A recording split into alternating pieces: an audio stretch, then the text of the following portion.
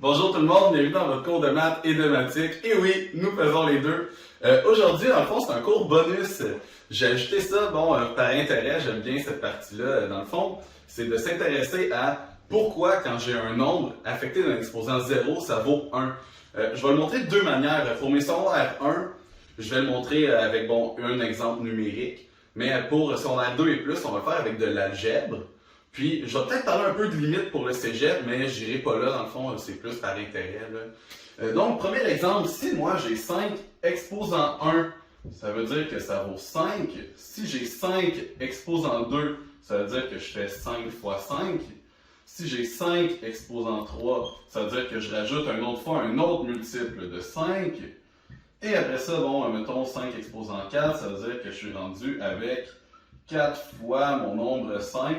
Faites attention à ne pas faire 4 fois 5 qui donne 20, hein? C'est 5 fois 5 fois 5 fois 5 qui donne 625.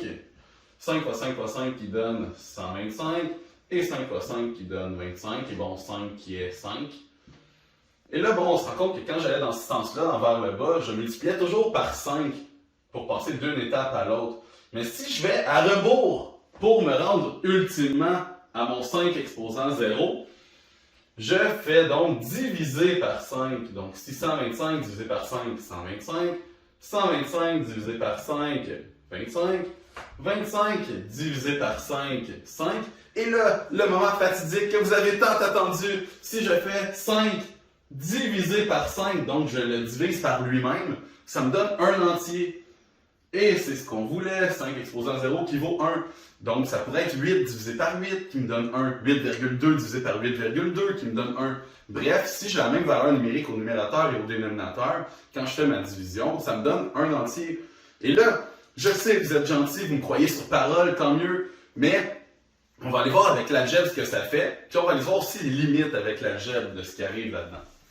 Donc, maintenant, on va y aller avec la fameuse lettre X. C'est le moment aussi où que mes secondaires 1 vont être un petit peu déçus, parce qu'ils n'ont pas encore vu cette matière, mais j'espère que vous allez essayer de comprendre quand même.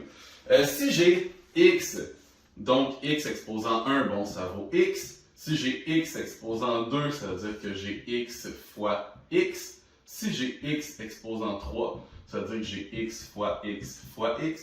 Et si j'ai x exposant 4, ça veut dire que j'ai x fois x fois x fois x. Encore une fois, pour mes secondaires 1, le signe de multiplication est rendu un point, je le sais, là, vous êtes un petit peu mêlés, mais en secondaire 2, vous allez vous faire expliquer que tout va bien aller. Dans ce sens-là, je fais toujours une multiplication par x, mais dans ce sens-là, je vais diviser par x, donc x exposant 4 divisé par x, ça me fait x exposant 3, ici ça me fait x exposant 2, et là on va arriver à l'étape fatidique, x divisé par lui-même. En algèbre, ça veut donc dire que, si j'ai 8 divisé par 8, ça me fait 1. Bref, si j'ai la même valeur numérique en haut et en bas, ça va me donner 1. Mais, il y a un cas qu'on n'a pas parlé. Ça reste vrai tout le temps, sauf, et ça, vous allez voir ça au cégep, sauf si j'ai 0 exposant 0. Parce que ça, c'est une indétermination qu'on appelle. Donc, quand j'arriverai ici avec la valeur 0, là, je ferai 0 divisé par 0. 0 sur 0, est ce qu'on appelle une indétermination. La valeur n'est pas déterminée. Donc, mon 0 exposant 0 n'est pas déterminé. Je ne peux pas savoir la valeur de 0 exposant 0. Je pourrais, à l'aide des limites, regarder ma limite à gauche, ma limite à droite, ma limite à la valeur exacte. Mais ça, c'est des maths de cégep et on n'a pas vu ça. Donc, c'était tout pour mon cours d'aujourd'hui. N'oubliez pas de vous abonner, de sonner la cloche et tout ça en vous souhaitant une excellente journée, gang. Au revoir.